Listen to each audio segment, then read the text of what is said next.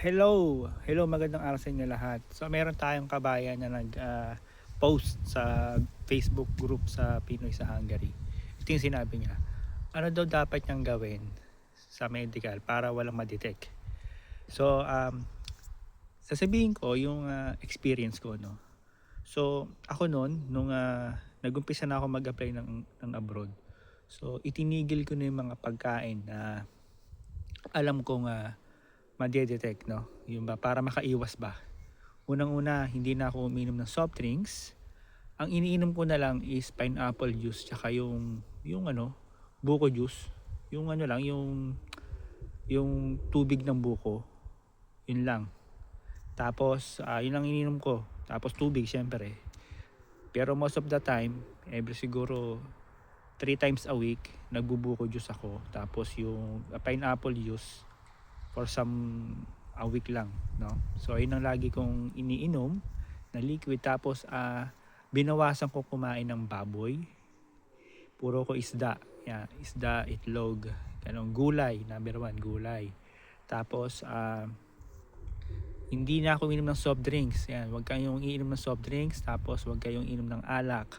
Na magtiis muna kayo, no? Kapag kakapunta na kayo ng abroad sa kanyo magwalwalan kayo, yun. Talagang isagad nyo to the level kapag nakapasa na kayo, no? Yun lang. Tapos isa pa, wag kayong iinom ng gatas. Yes, gatas. Bakit? Kasi karamihan kasi nung mga kabatch ko nun, nung uminom sila ng gatas, tapos nagpa-x-ray sila, may nakita sa kanila, naging blur yung baga nila. So, parang napansin ko, bakit sila, nung uminom ng gatas, nagka-problema sa x-ray. So, ang conclusion ko, kapag may schedule ka na ng x-ray, huwag kang iinom ng gatas, no? Kasi naiiwan ng something dito eh.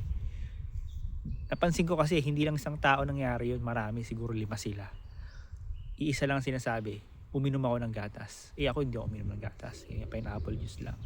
Ayun, tapos iwasan kumain ng maraming kanin kasi nakakataas ng sugar yan, no? Nakakataas ng sugar yan. Balanced diet, kung malakas yung kumain, bawasan mo kasi alam mo meron kang medical at taga-abroad ka. So tapos yung mag-exercise ka, mag-jogging ka sa labas, ganun, no? Para yung blood pressure mo maging maayos, no? Ayun lang. Ano pa ba? Sa pag-ihi, okay naman. Yun nga, yung sa alak yun eh. Tapos sa bagay, yun nga, sa gatas. Yun, tsaka yung kung nagyoyosi ka, bawasan mo siguro kung sa isang araw nakakasampung stick ka, ikalahati mo, mga ganon, mga 5 na lang, no? Kasi mas maganda pa rin talaga yung nag-iingat. Pero pagka nakapasa ka na, naging fit to work ka na, yung sige, walwalin mo yung katawan mo uli. So yun lang ang tip ko para walang ma-detect sa katawan mo, maging healthy lahat, no? So yun lang, follow me for more.